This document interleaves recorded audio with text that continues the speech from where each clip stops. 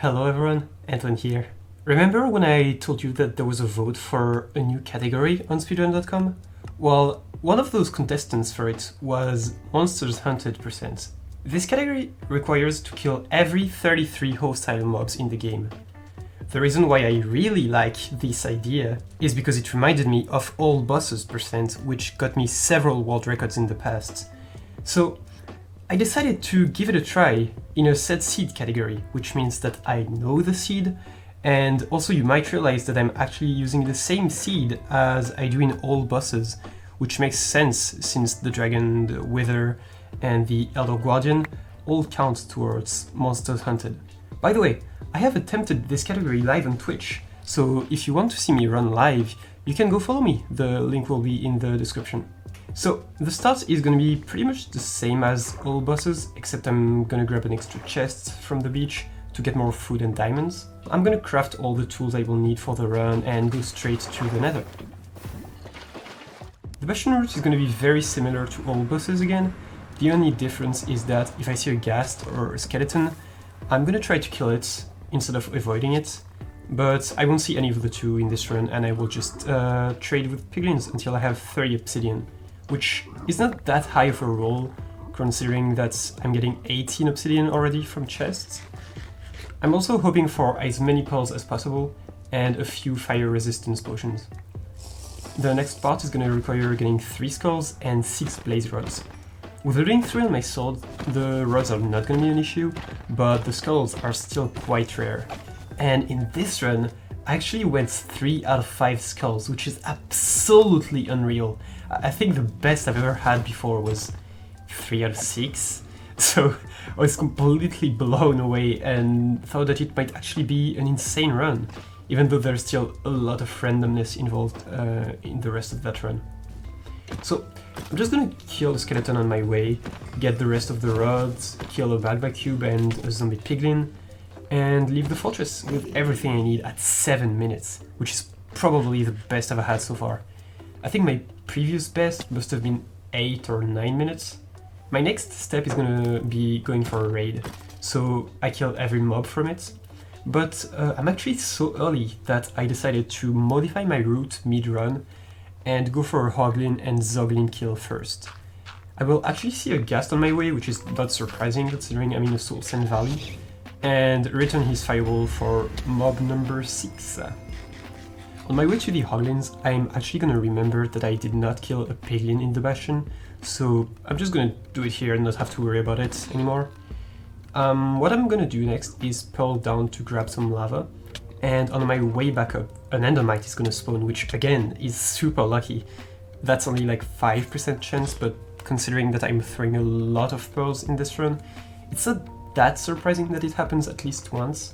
So the next thing is going to be setting up the portal for the Zoglin and trying to lure a Hoglin into it.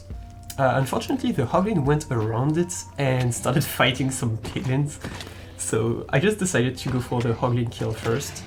And my second Hoglin is going to get targeted by piglins too, so what I just did is kill the piglins and finally ended up luring the Hoglin into my portal. After I went through, it takes a few seconds to turn into a Zoglin, and I can grab the kill. That's now 10 mobs done. On my way to the pillager outpost, I found an enderman which I could have just killed during the night or in the end probably, but I thought it would be good to just get rid of it now, which is what I did. Next I'm gonna kill a lot of new mobs during the night, so a husk, a spider, a creeper, and a zombie. And then I'm just gonna wait a painfully long time for a pillager to spawn. Which finally happened after about 8 minutes of being around that outpost. The possible time save here is absolutely huge, but since I got so incredibly lucky with skulls, I guess it kinda compensates, and now I'm back on a normal pace. The next part is probably gonna be the most dangerous. It's the raid. First of all, it's going to be dangerous because the mobs deal a huge amount of damage, but also because the golem can steal my kill, and I would have to start over. Thankfully, I had already put the golem in a hole earlier to avoid any issues, but it also means that I have to deal with all the mobs all by myself. The first new mob that I'm gonna kill is a Vindicator. That reverse is gonna be very helpful because these guys with big axes have a hard time swimming to me, and I can just kill them very easily. Witches actually spawn in raids too, but as long as they don't poison you, they're really not that bad. The next mob is gonna be the Ravager, which is very dangerous, but somehow it got stuck on the mountain and I was able to kill it safely with bow and arrows, so that was easy. The next two mobs are gonna be the hardest though. I'm first gonna spot an Evoker during wave number 5, but I will decide to not kill it, so it has time to spawn some Vexes. And once it does, I'm gonna kill a Vex, which is very annoying because they're so small and fast.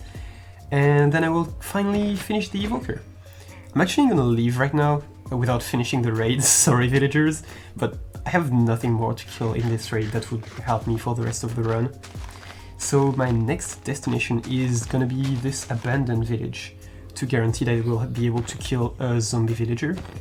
And I'm now at 2/3 of the mobs already, and I can head to the end. Once I have reached the stronghold, I can kill a silverfish, which is not the hardest task, and jump into the portal.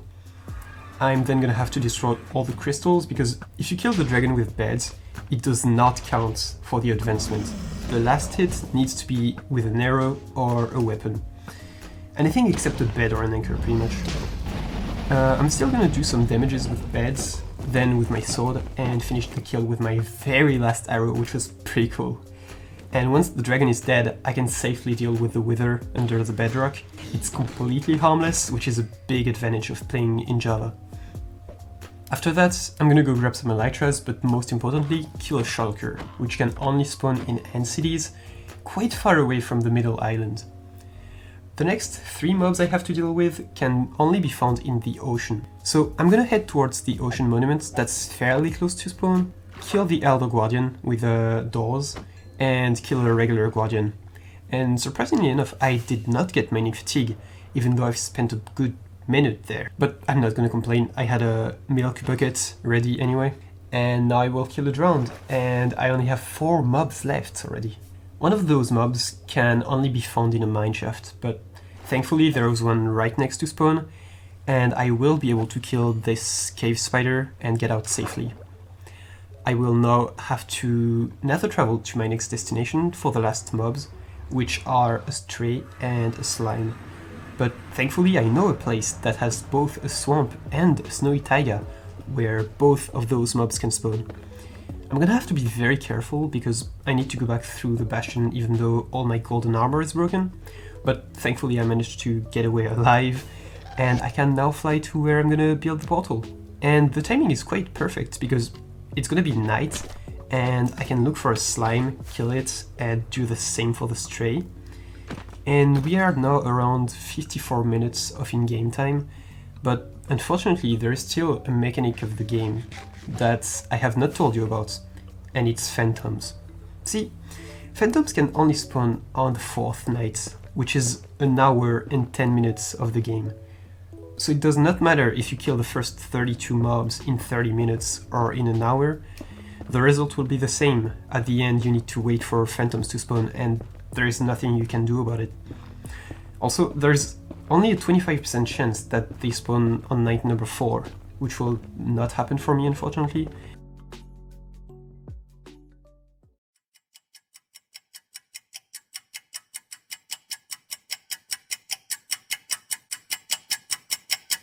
And I'm gonna have to wait until a horrible 1 hour and 38 minutes in game time to finally get a phantom to spawn and get the Monsters Hunted advancement. I'm still very proud of what I've achieved, and I think that this category would be very interesting on a random seed, since it's very unlikely that you will find and kill every mob in under an hour. But for a set seed category, I would say the most important part is the 30-second mob that you kill, and phantoms should not count since they considerably slow down the pace that you can reach with good RNG and execution. In this case, it would mean I completed the run in about 53 minutes. I put a lot of effort into routing and running this video, as well as commentating and editing it, so if you liked it and want me to do more of those high quality videos, be sure to let me know in the comments. Anyway, I really hope that you enjoyed, and I will see you next time.